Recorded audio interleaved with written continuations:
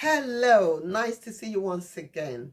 If you're watching me on YouTube, this is the Jessica Brimer channel. If you're watching me on Facebook, I'm Evangelist Jess Brimer. I'm delighted to be with you once again. Thank you so much for stopping by, and remember to click the subscribe button on my YouTube channel if you haven't subscribed.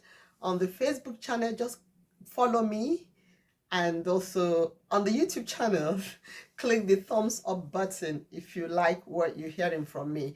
Um, Today it's many issues in one, but the main thing I want to talk about is this issue of the scammers. This scamming is so much on the increase now, and I just thought to do this video to enlighten people, to help people outsmart the scammers. For the scammers, it's a full-time job. That's what they do for a living. So they're always devising means and ways to outsmart people, to scam people. And you must not be a victim. You must not be a victim. The three things scammers prey on, what they take advantage of, those three things: number one, your desperation; number two, laziness; and number three, your ignorance. Ignorance is not the number one thing. It is desperation. People know that when you're desperate for something, you're ready to do anything to have that thing. So once you're desperate, you become an easy target. You become an easy prey for these scammers. Like a lot of young boys in Nigeria making a lot of money by romance scam. They're scamming white women. They go to their profiles on online, and they say, "Oh, I love you so much. You're this, you're that." They tell them everything they want to hear because they know they're desperate for love. They're desperate for affection. So they take advantage of that. And apart from that desperation, these women are probably ignorant. The targets are usually mostly people who are ignorant. They lack knowledge. They lack information about what is going on. Even when somebody comes and says to them, "Look, this is what is going on," they're not interested because they haven't gotten enough information to guide them on how to avoid these scammers or outsmart these scammers. I primarily wanted to talk about the visa sponsorship scams going on now, but I just decided I need to lump all the scams together so that everybody can get something out of it. You just pick what you think concerns you. There's a story of a lady who wanted an apartment in the UK. And you go online to different sites that help people advertise their properties that are out for rent or to be sold. So this lady saw an apartment in central London online and contacted the person who was renting it out, and every discussion was going on fine. But one thing at the back of the lady's mind was, this is too good to be true. Too good. This apartment, it's the price is so low compared to other the prices of other apartments in central London. Once you're trying to get something and it's too good to be true, it might just be too good to be true. So what you do at that point is you put a stop and you start praying. You start asking God to reveal to you, "God, is this real or not? God, stop me if it's going to be a scam." Most times, out of desperation, you're not ready to hear God anymore. You're not ready to contact God anymore. You're not interested in God anymore. It's only when it goes by, they say, "Oh my God, why did you allow me to fall prey to this God? Why did you?" Because you didn't put God in the equation in the first place. It's like when people marry wrong. You marry the wrong person. You refuse to listen to any advice. You refuse to listen to the red flags. Did you hear that story trading online about a lady that married a guy? The guy wasn't working. The guy was the one holding her bank, what do you call it, bank card. He would be withdrawing the money as he like. Meanwhile, she's the one working. And she said she courted him briefly. How can you court so briefly without making inquiries about who the person is?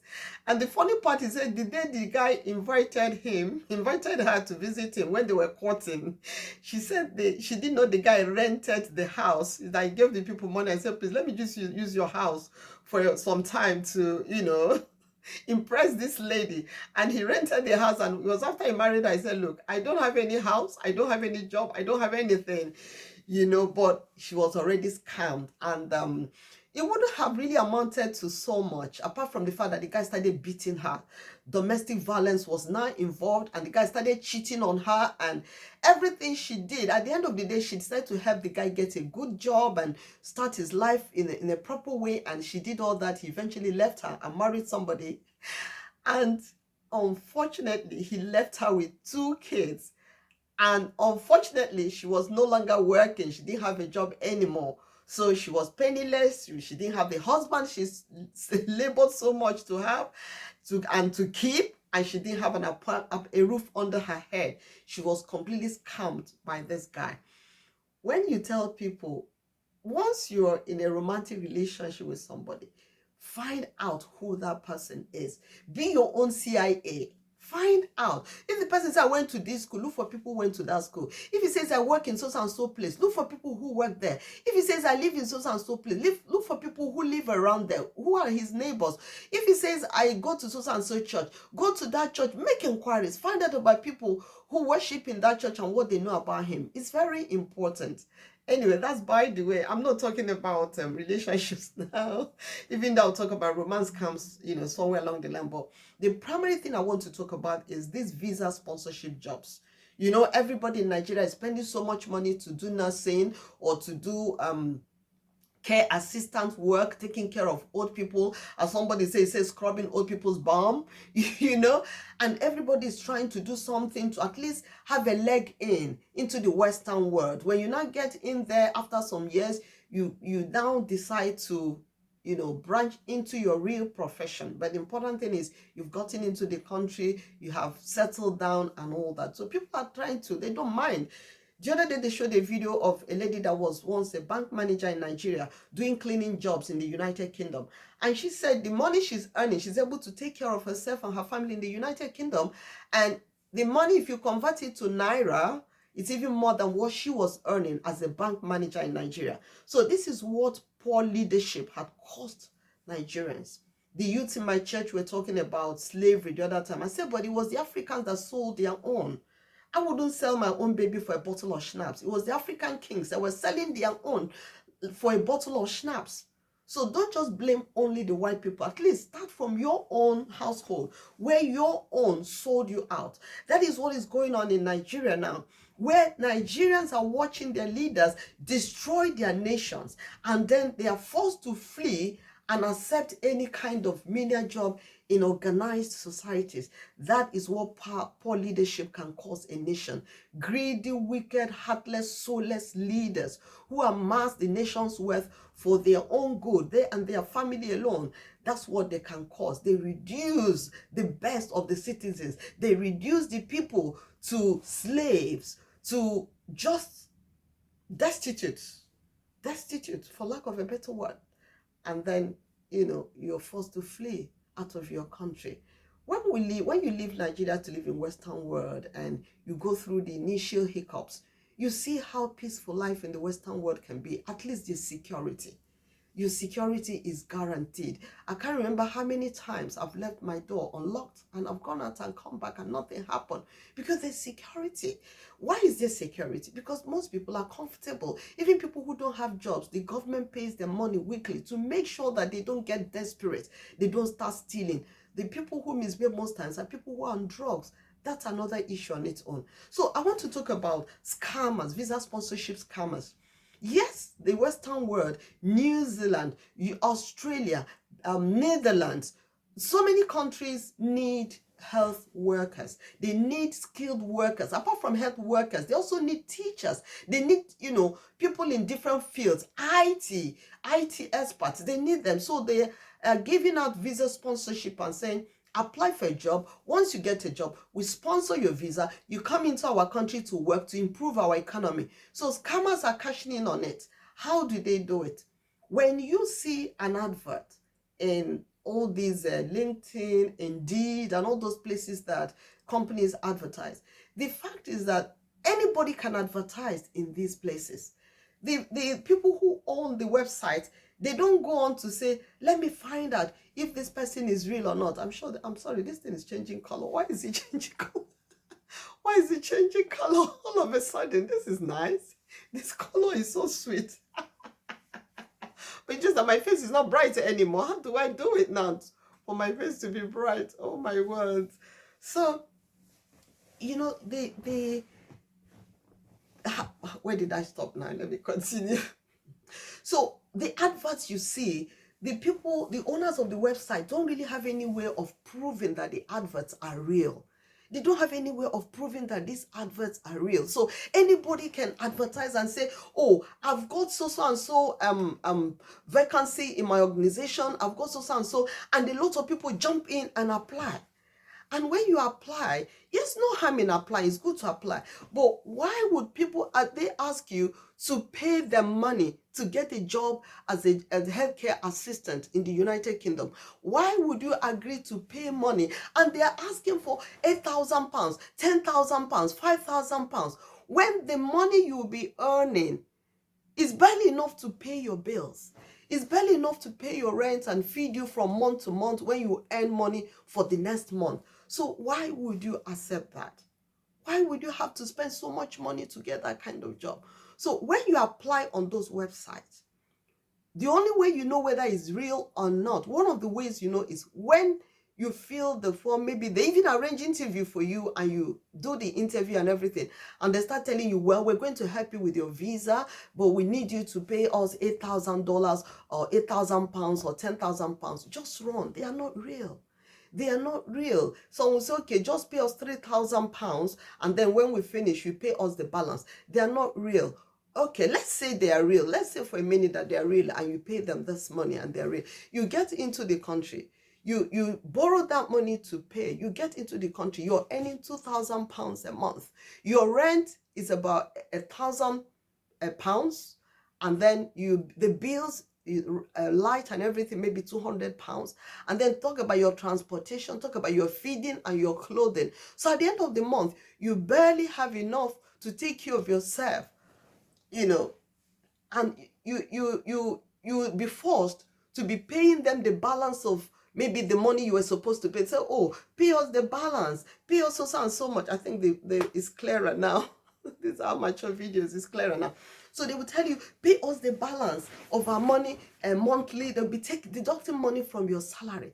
At the end of the day, you're slaving for them. It's slave labor. It's not worth it.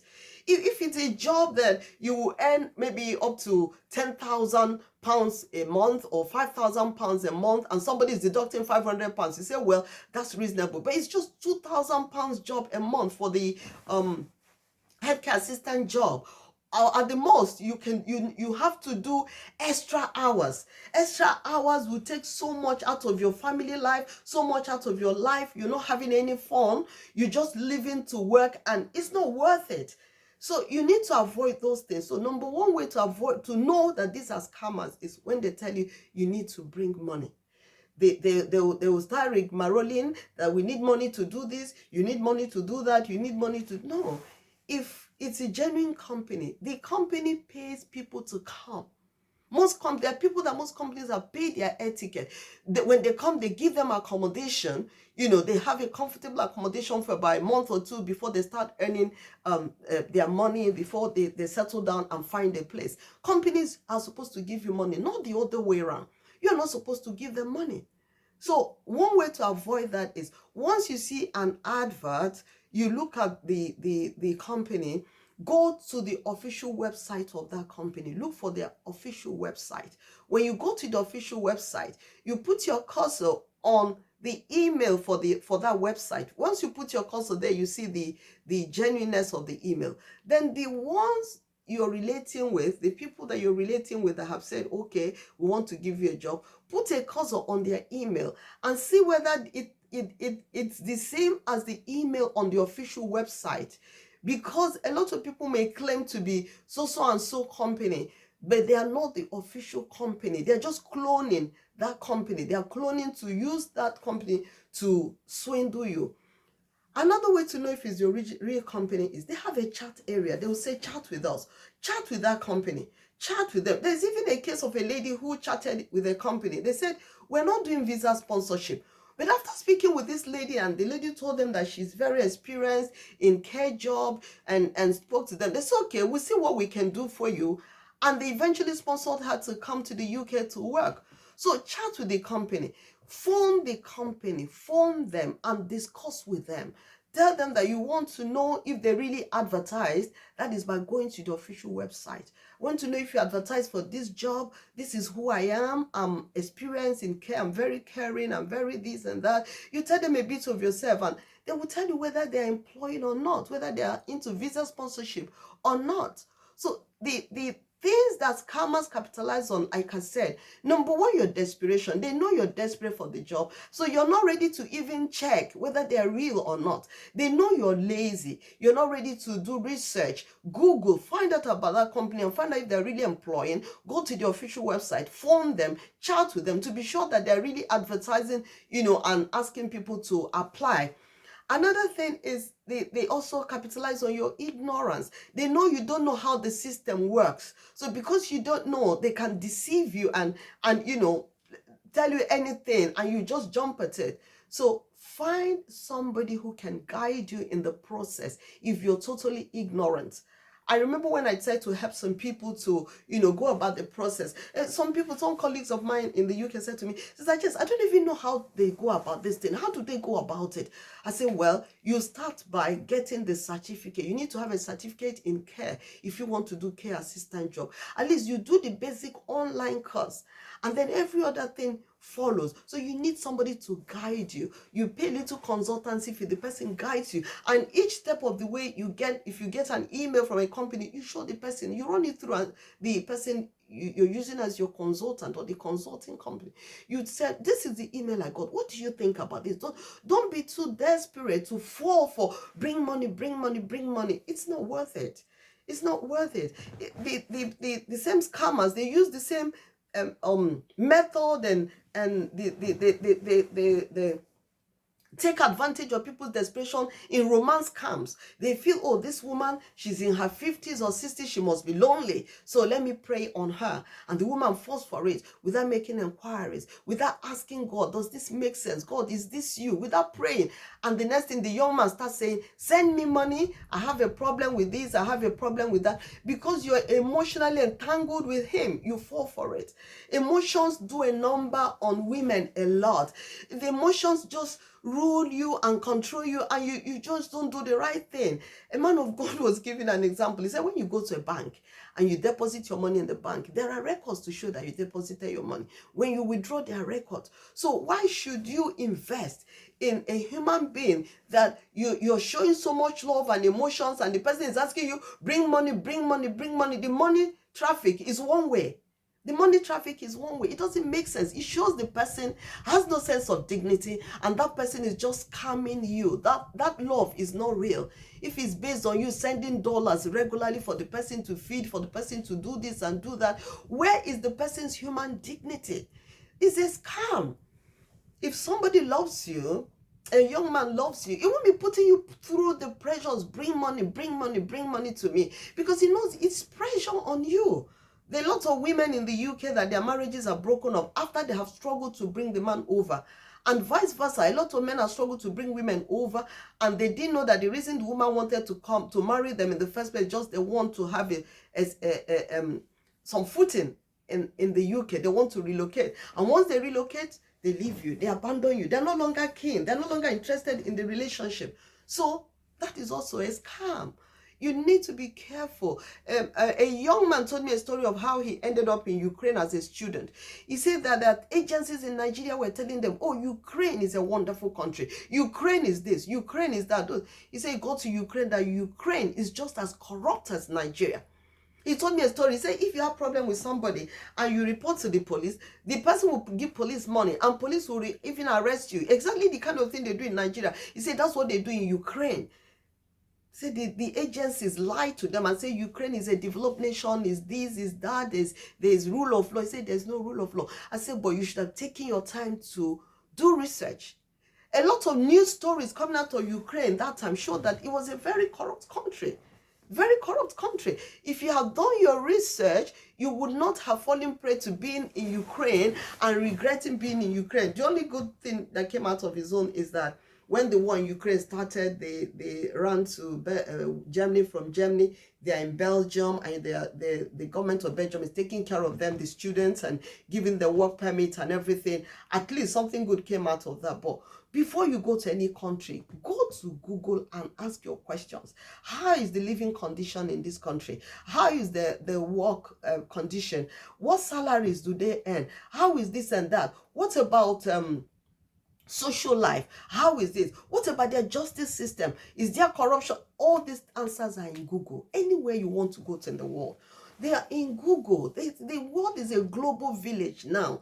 Don't let anybody prey on your laziness in doing research, on your ignorance, or your desperation. Don't let anybody prey on you. It's very important. I know there's so many areas I've not covered. If you want me to deal with them, you can also make comment. Put your comment in the comment section of my YouTube channel, so that next time I'm doing another video, I'll talk about those things.